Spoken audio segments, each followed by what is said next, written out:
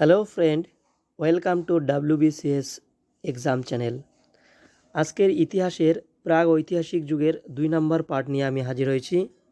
যারা আগের পার্টটি দেখোনি, নিচের ডেসক্রিপশনে লিংক রয়েছে, সেখান থেকে তোমরা আগের ক্লাসটি করে নেবে।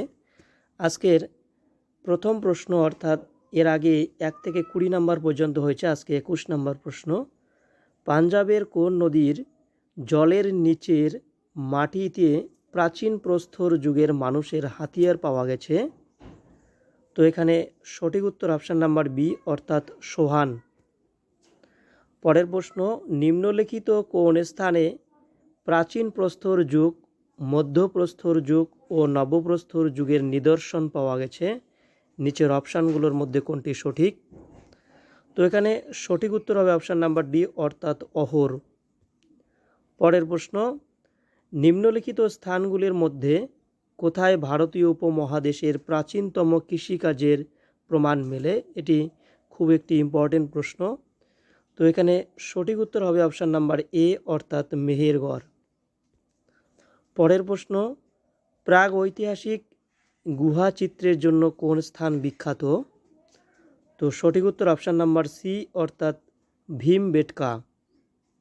পরের প্রশ্ন, মানুষ লিখতে শেখার আগের সময়কে প্রাগ ঐতিহাসিকরা কি বলতো? তো সঠিক উত্তর হবে অপশান নাম্বার এ, অর্থাৎ প্রাগ ঐতিহাসিক যুগ বলতো। পরের প্রশ্ন, নবপ্রস্তর যুগে চাষবাস মানুষের জীবনে কি পরিবর্তন এনেছিল? এটিও একটি ভিভিআই প্রশ্ন। তো সঠিক উত্তর হবে অপশান নাম্বার সি, অর্থাৎ স্থায়ী বসবাস করতে শিখিয়েছিল। পরের প্রশ্ন, পালিশ করা পাথরের যন্ত্রপাতি কোন সময় ব্যবহার করা হয়েছিল? তো সঠিক উত্তর অপশান নাম্বার বি, অর্থাৎ নবপ্রস্তর যুগে পালিশ করা পাথরের যন্ত্রপাতি ব্যবহার করা হয়। পরের প্রশ্ন, শিকার করার জন্য তীক্ষ্ণ ও ধারালো অস্ত্রের ব্যবহার কোন সময় শুরু হয়? সঠিক উত্তর অপশান নাম্বার বি, অর্থাৎ মধ্যপ্রস্তর যুগ। পরের প্রশ্ন, মানুষ কখন আগুন আবিষ্কার করেছিল?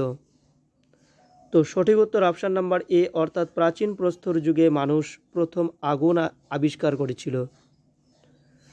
পরের প্রশ্ন, নবপ্রস্তর যুগে কবর স্থানের পাশে যে বড় পাথর রাখা হতো তাকে কি বলা হতো?